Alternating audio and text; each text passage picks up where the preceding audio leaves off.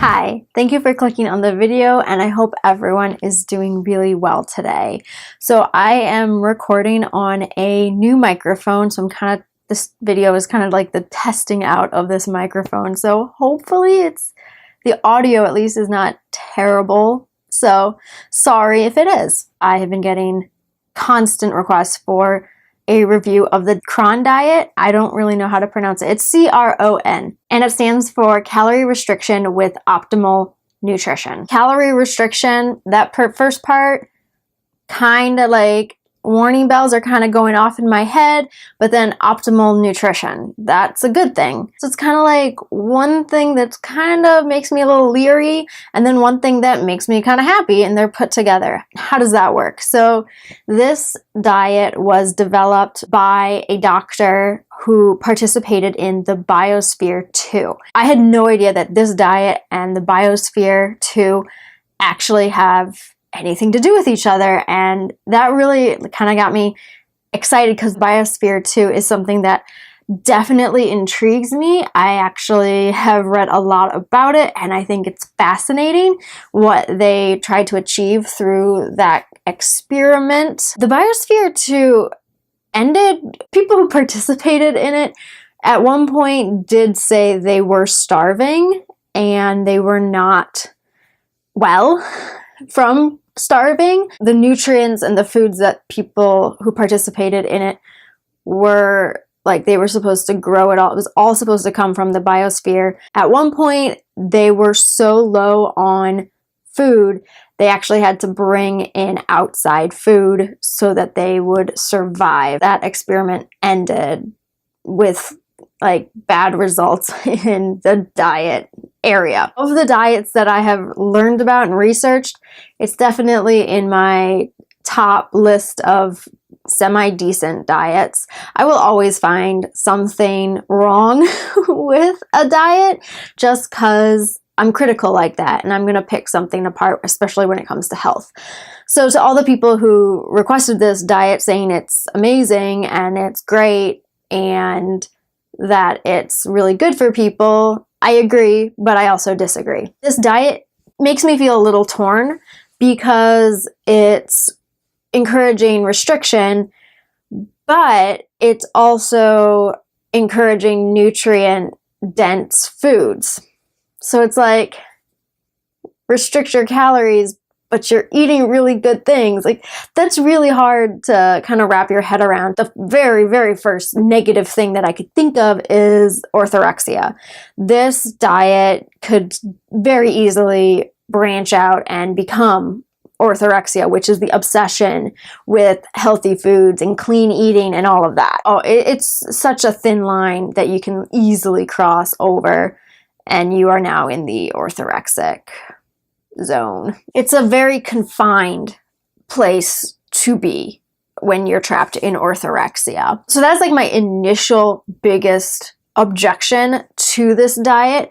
And it's not so much an objection of don't ever do it. Like some of the other diets I've reviewed, it's like, why would you even put yourself through that? This is one of those things, is it's an objection of concern, and definitely if you're going to try it, be on the side of caution and really understand what you're doing. And that leads me into kind of the most positive factor this diet has. And that's the fact that it's completely 100% based on the most nutritious, nutrient-dense foods. Like the whole diet is just eating really well. And it's really great because it really teaches a person to understand what they're eating and why they're eating it. What are they going to gain from the foods that they are consuming? And it's really important to understand, if you are a junk food fanatic, it's really important to understand junk food or just less healthy food. It's important to understand like why these foods are having such a negative side effect or effect on you, and what are their components that lead to these downfalls for you. Vice versa for really nutrient dense foods. What are the nutrients? What are the benefits of those nutrients? I always want to look at food, while yes, it's something to enjoy, it's also a tool. And think of nutrients and vitamins and minerals as tools, and each one plays a very important part in your life. So if you can understand why you need this vitamin or that vitamin and what it does, it makes it a whole lot easy to like bring in those types of foods and nutrients into your diet, because you completely understand why. Like once you know why, it's a lot easier to just follow it. So I'm just going to go over some of the beliefs of people who go on this diet. So first of all, there's something called a set point. And a set point is a weight specific to an individual at which you naturally stay at when you eat your usual daily diet. And it is recommended to stay around 10 to 25% under that set point. Now, in order to determine the set point, you have to have a general idea of what your body fat content is. According to the diet, for females, it is recommended to have 10 to 15% body fat, and then for males, 6 to 10% body fat. And top athletes have more body fat than that. It's encouraging you to have a really low body fat content, which can be very dangerous and unhealthy. So you take your current weight, you take your body fat content, you do some measurement kind of calculation stuff, and you kind of come up with your goal weight, which of course should be less than your set point. And then you just eat a kind of super low calorie diet, but your calories are coming from the most nutrient dense foods possible. So it is recommended to decrease your daily calorie intake by 20%, which for some people that could be like into the starvation category. And then for some other people who eat way too much and who are obese, they decrease it by 20%, and they could possibly still be in like overeating. However, when you are obese, morbidly obese, or very much overweight, you probably shouldn't just jump from like 4,000 calories a day to like 1,500. That's a huge shock to the system. So it's really a good idea to do it slowly and gradually decrease to a healthy caloric intake. But the average caloric intake is about 1,800 calories per day when you're on this diet. So next I'm going to go over some of the negative health side effects, like the physical health side effects. Just keep in mind that this list is from the official CRON Diet Society website. So this is directly from advocates of this diet. And here are the side effects. They're all negative side effects. So bone health, you'll be cold. It's recommended if you are under 21 or pregnant, you shouldn't do it. You'll be hungry.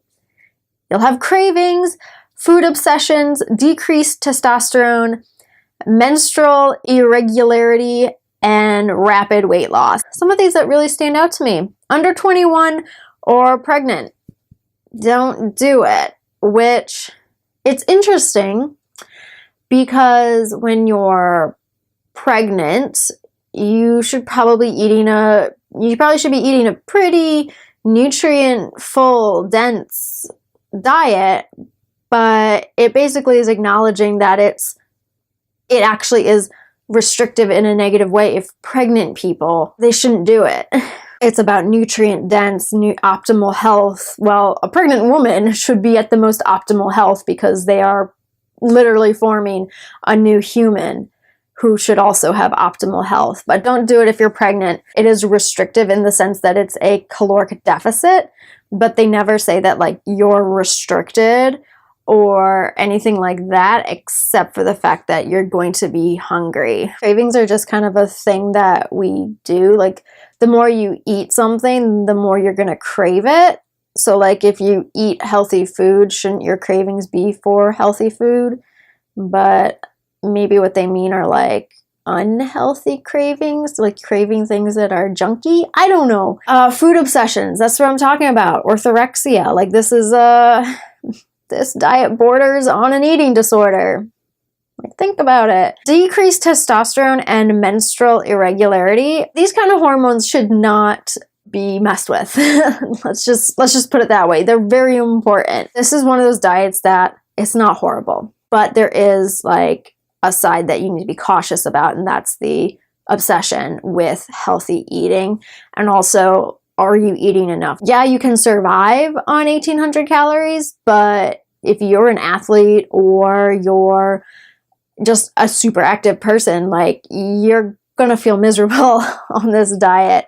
And you can maybe convince yourself that it's necessary to feel miserable, but like, just eat. You don't have to eat the most nutrient dense foods to be the most healthiest version of you. There is a way to incorporate all foods in a balanced way by primarily focusing on nutrient dense, healthy, whole foods. You can't eat junk. It's okay. I think a lot of people separate weight loss and being healthy. Like, people are so focused on losing weight, they forget about health. And I think this diet bridges the gap between those two concepts and says you can lose weight and still be healthy. You don't have to completely starve yourself of nutrients and stuff. So I think that's really great. So I think this diet is definitely should be geared towards people who like really need to lose weight, or people who really need just a lifestyle change, a diet change to optimal nutrients and optimal health, like really improve their health. I don't think this diet should become your lifestyle.